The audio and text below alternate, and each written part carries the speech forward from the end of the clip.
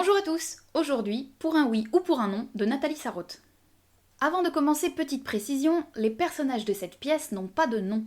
Ils sont représentés dans le texte comme étant H1, H2, F et H3. Il n'y a ni acte ni scène, la pièce n'est pas découpée en parties, elle se déroule d'une seule traite. Compte tenu de la durée et du genre de cette pièce, il nous est apparu que les Playmobil pouvaient continuer leur sieste jusqu'au prochain let's play.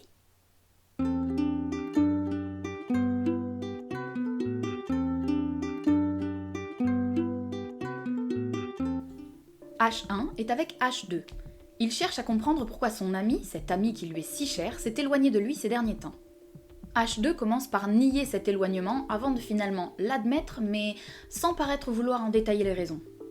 Mais H1 insiste, et H2 finit par lui avouer qu'ils ont eu, il n'y a pas longtemps, une conversation tout à fait anodine dans laquelle il a avoué à son ami avoir eu une réussite. La façon dont H1 a répondu, le ton de sa voix notamment, l'a blessé. Il a voulu déposer une demande juridique d'éloignement. C'est ainsi qu'il a appris qu'il avait un casier judiciaire créé à son insu par les anciens amis dont il s'était éloigné et dans lequel il est noté qu'il s'éloigne pour un oui ou pour un non. H1 lui fait remarquer que s'il avait noté dans sa demande le terme condescendant, il n'aurait peut-être pas reçu une condamnation à la place. Il ajoute qu'il aurait même pu l'aider lui-même à rédiger sa demande. H2 lui propose de le refaire en demandant aux voisins, un couple, d'être en quelque sorte les jurés de cette histoire. Il sort les chercher. H2 revient avec H3 et F. Il leur expose la situation, allant jusqu'à la décrire comme un piège volontaire que lui aurait tendu H1. H3 et F ne semblent pas bien comprendre où est exactement le problème. H1, lui, essaie véritablement de comprendre.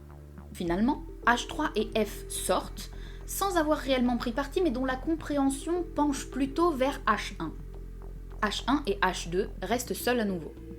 S'ensuit une discussion qui vire à l'aigre où H2 fait de plus en plus de reproches à H1. Celui-ci finit par être entraîné dans cette aigreur et le devient finalement lui aussi. Les reproches et autres petites mesquineries fleurissent les unes après les autres jusqu'à ce que soudain, la vanité de leur discussion les stoppe. Ils réalisent alors que ces petites inimitiés sont peut-être la marque d'une amitié parfaite et qu'il serait vain de vouloir en référer à une entité judiciaire. Pour qui passerait-il ? Certainement pour des gens qui rompent pour un oui ou pour un non.